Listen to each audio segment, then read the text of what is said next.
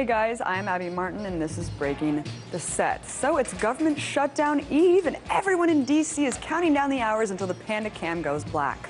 But while we wait on our do-nothing Congress here, let's take a look at the latest intelligence agency leak.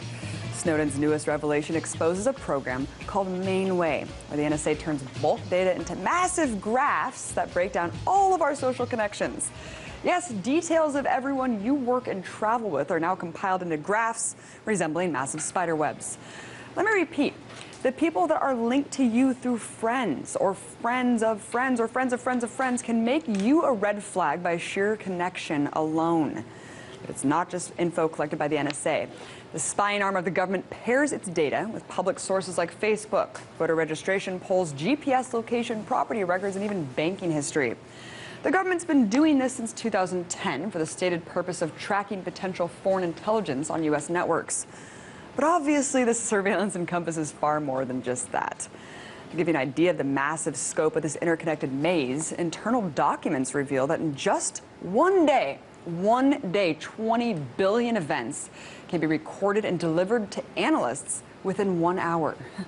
Look, it's not surprising that individual profiles are being created for every American. That we already knew. What is disturbing is the 6 degrees of Kevin Bacon approach the NSA is using to implicate us all.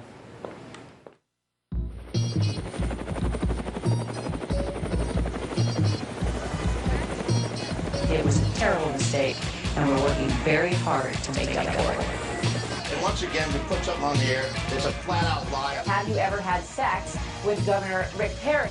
No, wait, do not answer that. I want you to watch what we're about to do, because you've never seen anything like this on television.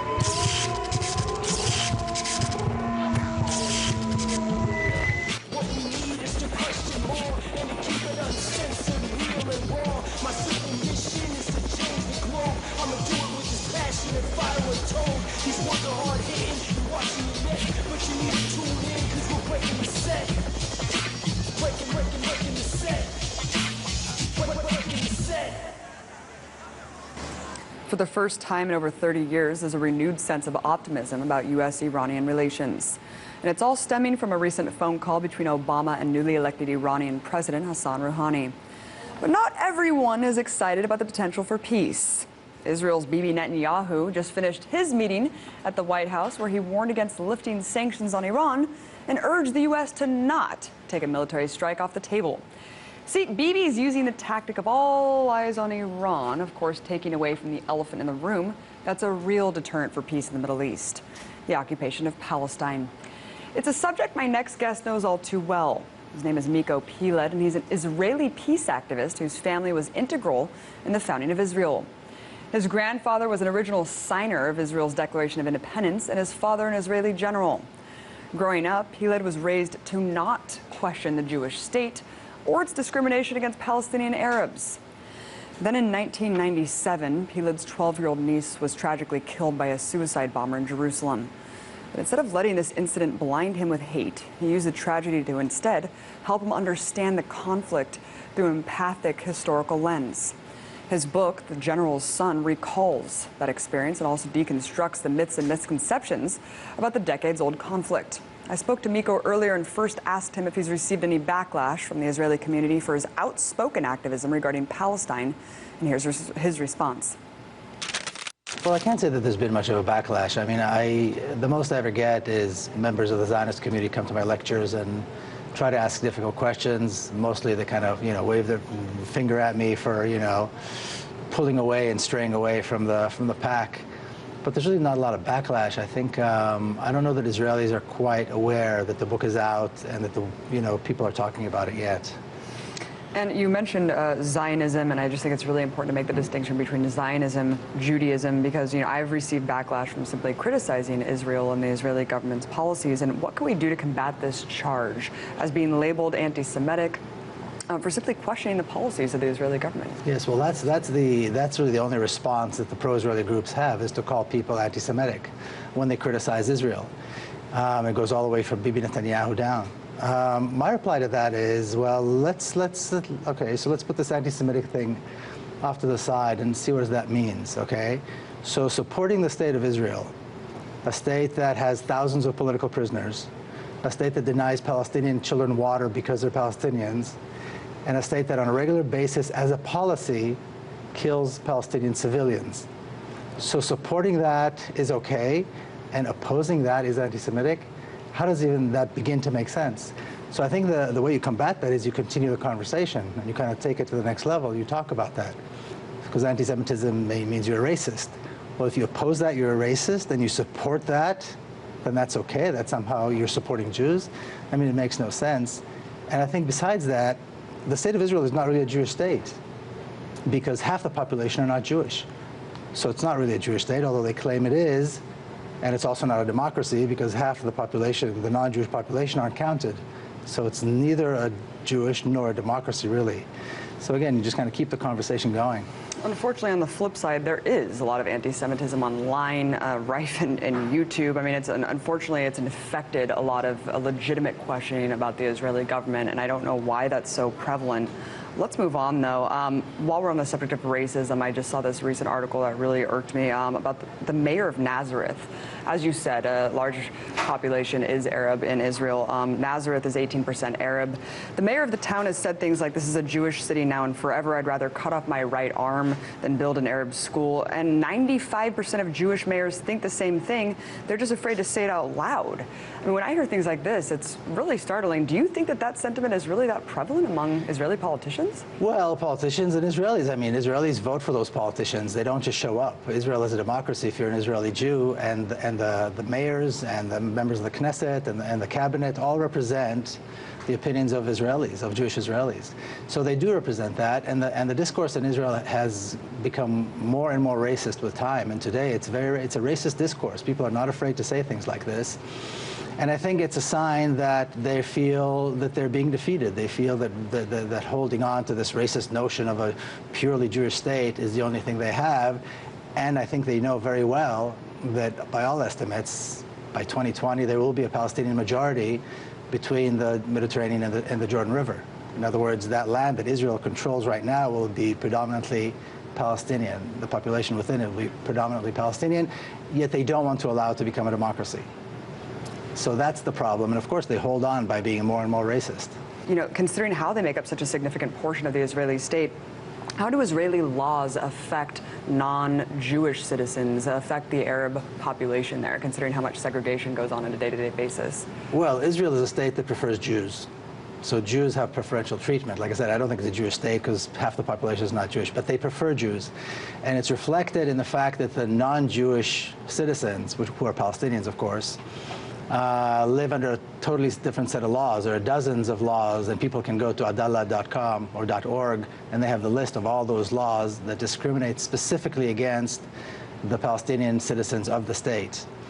And they live basically in an environment of racism and discrimination. I mean, people won't rent an apartment to a Palestinian. I mean, it's harder to get a job if you're a Palestinian and so forth. And I'm talking about citizens. And then you've got the Palestinians who have no citizenship. They live in the West Bank and Gaza, and even though they might live, I don't know, 50 yards away from an Israeli Jewish settlement, they're denied water, they're denied protection. The settlers, with the protection of the army, attack them, take their lands, destroy their homes, and so on. These are stories that I think people are familiar with. And there's no law that protects them. They are completely under the mercy of the Israeli military, and it's a military that doesn't show mercy to Palestinians. Would you call Israel an apartheid state? I think Israel is an apartheid state in that you have different laws for different parts of the population, and these are racist laws, absolutely. You know, I hear a lot about AIPAC's role in U.S. foreign policy, and I just wanted to get your opinion. How much influence do you think AIPAC really has exerting over this government, and to what extent does this government use Israel as kind of a tool just for regional policy? I'm sure there's a bit of both. I'm sure it's a relationship that goes both ways. There's give and away. I think it is. I think AIPAC is very influential. And again, I think it's important to emphasize AIPAC is an Israeli lobby. It's not a Jewish lobby. Like you said, that making that clear is very important. But they've had many, many years of experience. You know, the pro-Israeli lobby began the generation of my grandparents who went around the world convincing people that all Jews have a right to go and live in Palestine. So this is, we're talking 70, 80 years ago, before the State of Israel was even established. Today's AIPAC and the Jewish Federation and all these other arms of the Israeli lobby are the descendants of those people. And they're very good, and they've had many years of experience. And that's why they've been able to influence much of the media and education system, and of course politics. But it's that experience that has allowed them to have that kind of an influence. It's funny, if you look at a history book today, a kid's history book in high school or middle school, the entire part that talks about the ancient Hebrews is biblical, because there are no historical, it hasn't been proven historically that any of that actually happened, but it's in there as history. And I think that's part of that, because that connects, the state of Israel to this history of the Hebrews and so on. But again, it's having all these decades of experience that have allowed them to have this powerful influence. You said that we need to stop talking about Israel under the context of religion, but really, how do you separate the two? Because it really has made itself as the Jewish state. And like you said, it's rooted in this century-old belief system. True, but the way they've done it is, the Zionists claim that being Jewish is a nationality. So just like any nationality, you've got the country, which is Israel, and then you've got a diaspora. You've got Italians who don't live in Italy. So you have Jews who don't live in Israel. This is the impression they've tried to create, and I think they failed, because most Jews don't live in Israel. Most Jews are either American or French or Latin American or, what have you. But based on that, if Jews are not a religion but a nation, then this whole Zionist idea makes sense. But the reality is that Jews don't see themselves, I think the majority of Jews don't see themselves as a nation. They see themselves as American first or what have you. But that's how they create this idea that it's the Jewish state and it's the country of the Jews and so on. And I think it's recognized that U.S. bias toward Israel, just kind of this never putting any pressure toward international norms, international human rights standards, things like that, especially with this chemical weapons debate amidst Syria. What do you think this unwillingness to put pressure on Israel is doing to America's image around the world, and really like putting fire on the tensions that are already rife in the Arab world? I think it's reflecting very poorly on American politicians, and it's reflecting very poorly on America as a country, because you've got this small state that is receiving so much money. It's not a developing state, so why are they getting all this foreign aid? And then suddenly John Kerry today walks around the world, not today, but since he took office, is traveling around trying to bring peace between Israelis and Palestinians based on an idea that everybody knows is not going to work. It's this two-state solution idea. And people in Israel, cabinet members, are making jokes, are making fun of him. How could he be so gullible? What's he talking about? Everybody knows that we, the Israelis, will never allow this to happen. And he's, jumping up and down, trying to bring this back to life. So it's reflecting very poorly. And on the other hand, Israel, like you said, Israel has a blank check, politically and financially, from the U.S. to continue massive human rights abuses against the Palestinians, like I said, including killing innocent civilians, incarcerating thousands of Palestinian political prisoners, and so on.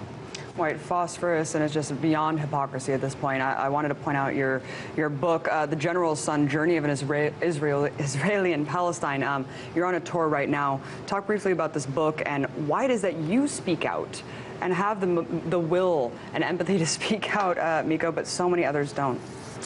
Well, the book relates the history and the development of the idea of Zionism, the state of Israel, and the Israeli-Palestinian conflict, and the role my family played in it. So it goes back and forth between being a kind of a personal memoir, because so many of my family members were part of the establishment of the state of Israel, and then again going back and forth into the history and really discovering what actually took place. There's so many myths. There's so much confusion out there.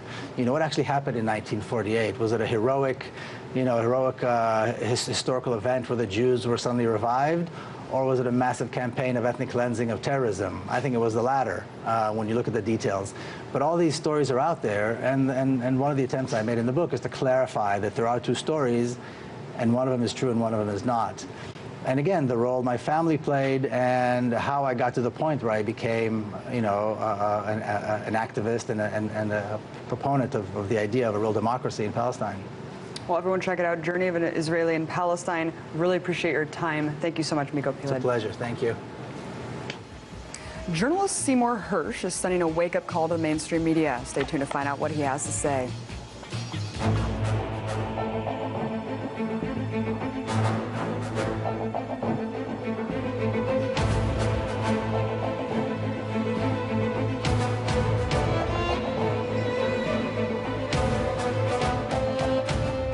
I would rather ask questions to people in positions of power instead of speaking on their behalf. And that's why you can find my show, Larry King Now, right here on RT.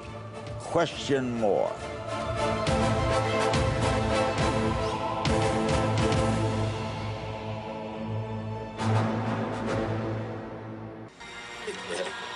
Five seconds. And over the mic is all feeling to go. Did you know the press is the only industry specifically mentioned in the Constitution? Stand by. That's because a free and open press is critical to our democracy. Track alpha. Roll alpha. In fact, the single biggest threat facing our nation today is the corporate takeover of our government and our press. Stand by, camera one. We've been hijacked by a handful of powerful transnational corporations that will profit by destroying what our founding fathers once built up. I'm Tom Hartman, and on this show, we reveal the big picture of what's actually going on in the world. We go beyond identifying the problem. We try to fix it. Rational debate and a real discussion of the critical issues facing America. Stand by on camera, go. Ready to join the movement? Then welcome to the big picture.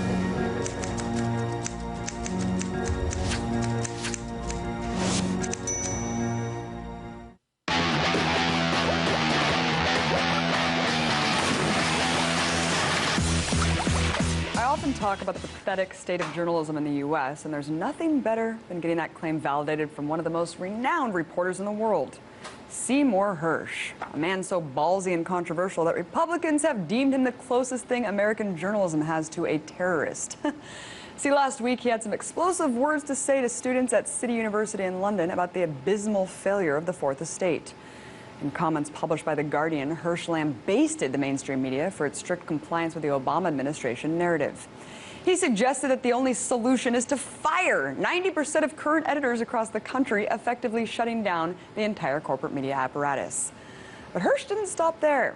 He also chastised journalists for wholeheartedly accepting the rationale of national security for every single foreign policy decision in a post-9/11 world. He also pointed to drone warfare as a prime example of journalists towing the line by asking, quote, how does Obama get away with the drone program? What's the intelligence? Why don't we find out how good or bad the policy is? Why do newspapers constantly cite the 2 or 3 groups that monitor drone killings? Why don't we do our own work? Great questions, Seymour. I often ask myself why we're faced with this false dichotomy of either troops on the ground or hellfire missiles raining down on civilian populations. As we know, drones have a 98% failure rate at catching high-level targets and cause enormous resentment among targeted populations. But instead of hearing this debate in the media, you'll just hear that drones are a necessary component of the war on terror. The media's coverage of Obama's drone war exemplifies how difficult it has become to challenge this administration compared to Bush's term. In fact, Hersh called out reporters for becoming stenographers that would rather work to re-elect the president than to challenge his authority. He goes on to say that our job is to go beyond the debate and find out who's right and who's wrong about the issues. That doesn't happen enough. The New York Times still has investigative journalists, but they do much more of carrying water for the president than I ever thought they would. See, Hersh has every right to call out the New York Times, considering how he used to be a reporter for this respected institution. And that's just one line on his exemplary resume. Over the course of his journalism career, Hersh has repeatedly shattered the political status quo to uncover the lies, distortions, and cover-ups perpetrated by the U.S. government. He's exposed everything from the murder of hundreds of Vietnamese civilians during the My Lai massacre to shedding light on the Abu Ghraib torture scandal. It's fair to say that he's devoted his entire career to defying corporate media's propensity to act as an echo chamber for the powerful, which is maybe why we should heed his daring claim that challenges the official bin Laden death narrative. According to Hersh, nothing's been done about that story. It's one big lie. Not a word of it is true. In fact, Hersh has put his journalism career on hold to release a book on national security and is devoting an entire chapter to the historical revisionism of the bin Laden killing. I have to say, hearing this claim from such an established journalist gives me peace of mind that I'm not insane, because up until now, questioning this story has become almost sacrilegious. I'm glad others are unsatisfied with the utter lack of evidence and closure regarding the Osama bin Laden death tale. You see, Seymour's words have a recurring theme in them. Being a corporate media outsider is the only way to have journalistic integrity. These words are especially powerful given the current debate on Capitol Hill, which is desperately trying to define what a journalist is instead of what the act of journalism means. No matter how Congress comes to define the term, one thing is clear. The dinosaurs of corporate press are dying a long, slow death. So the mainstream media can either heed Hersh's advice, shut down 90% of its bureaus and start all over again, or they can continue pushing government-sponsored propaganda and drive itself into irrelevancy. But until that happens, the renaissance of alternative media will continue to grow and build upon the collapsed rubble of the Fourth Estate.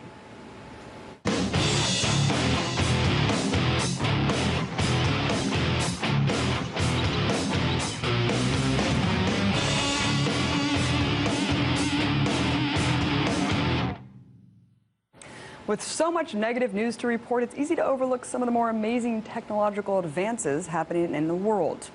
In fact, most scientific innovations that do make headlines are about drones, sophisticated missile systems, or anything that can be used to spy or kill. However, scientific breakthroughs in fields other than death and destruction also deserve some recognition. From 3D printing to rewiring of the human brain, many of which was considered science fiction only 2 decades ago, is now reality and is changing the way we interact with the world. So to break down some of the most amazing ones, I'm joined by BTS producer Manuel Rapolo. I thought you were going to forget what my name was. I know. I was like, who are you? What's Standing up? in front of me. What's going on, man? How are you? So let's talk about some of this crazy stuff. I wanted to start with this headline that I actually don't understand at all. We froze light for an entire minute. It sounds crazy. I mean, I don't even know what that means. I can't comprehend it. Well, that makes two of us, because I saw this headline. I thought this was the coolest thing I've ever seen. Yeah. I have no idea how they're able to do this. The only practical purpose that I can see from freezing light is for data processing using light. I mean, we rely on so much. We rely on fiber optics so much for information, for communications, for the internet. We complain about the internet being slow all the time. Being able to freeze light, and keep in mind, it's such a ridiculous concept. It sort of defies everything that we've learned about what light is, whether it's a wave, whether it's a particle. And to do this, in the way they do it, they have this medium, which is an ultra-cold cloud of gas that they shoot these photons through with quantum particles. It's the smallest that a particle of light can go, and then it stops for up to 60 seconds, and it's absolutely ridiculous. And honestly, I have no idea what the practical purpose of it other than you know, for revolutionizing communications in the future. Amazing. But I want some. If I can freeze some light and keep it like that's an amazing thing. It's an amazing. This is my frozen light in quantum mechanics, and it's definitely, you know, it's just transformative of everything that we had these preconceived notions about what light is and how it works and photons and everything. And speaking of photons, in a related story I've been seeing all over the place, that scientists have recreated the lightsaber. No, actually, this is the biggest disappointment that I had today. I see this headline. Star Wars fan. I know, and I was excited. I'm like, look, I could have been coming to work with a lightsaber in hand today, like a new era of civilized warfare with lightsabers. It would have been great. No, this is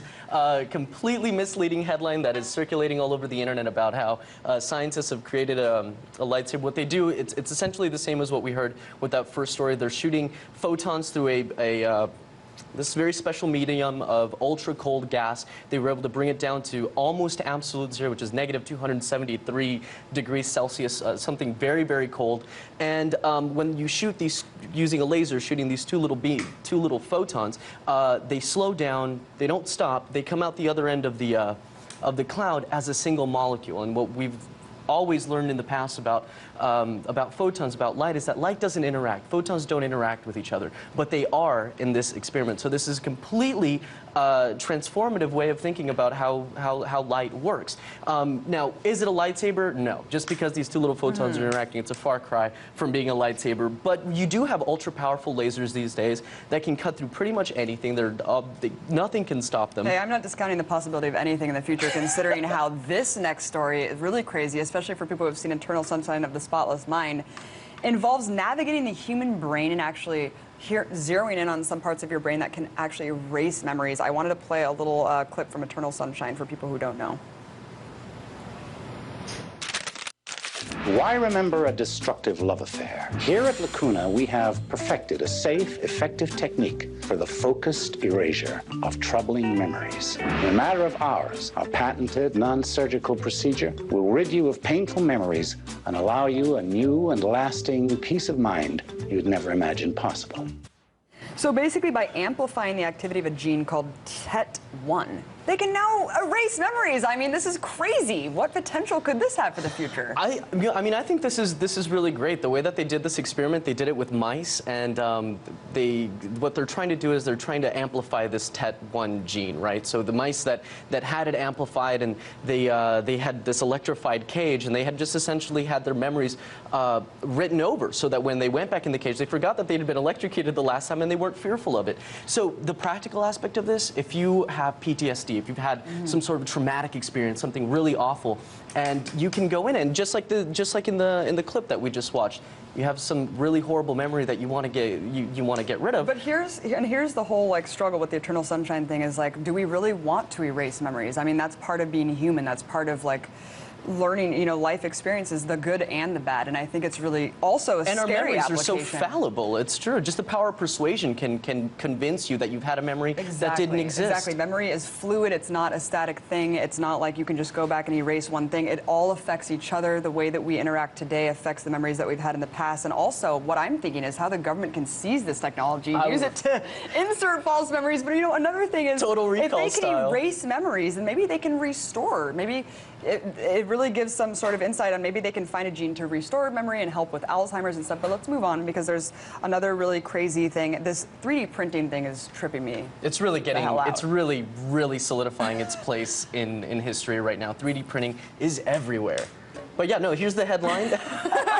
NASA has a 3D printer that they're going to be sending into space next year. And I mean, if you look back to the 60s when astronauts were going up with Swiss Army knives, with all these tools in this one little device, the 3D printer essentially is going to replace all of that. It's going to make terms like irreplaceable, completely obsolete. You know, anything that you can think of. It's going to save so much money for NASA to be able to say, oh, you know what? We forgot to bring this component part. You know, you can just print it out. The possibilities are endless for its applications in outer space. And think about also Star Trek. I mean, we're watching the show. They can manifest like an item of food in space. I mean, really, this is reality. And think about the implications this could have for potentially diminishing global hunger, starvation worldwide. If everyone can just have a printer and print out food if they have this special protein, it's completely mind-blowing. Definitely something to explore in the future. $400. You can get a 3D printer right now for $400. The possibilities are endless. Unbelievable. Thank you so much, Manuel Rapolo, BTS producer. Thanks, Abby. That's going to do it for us today, you guys. Thanks for joining our show. Have a great night. See you again tomorrow.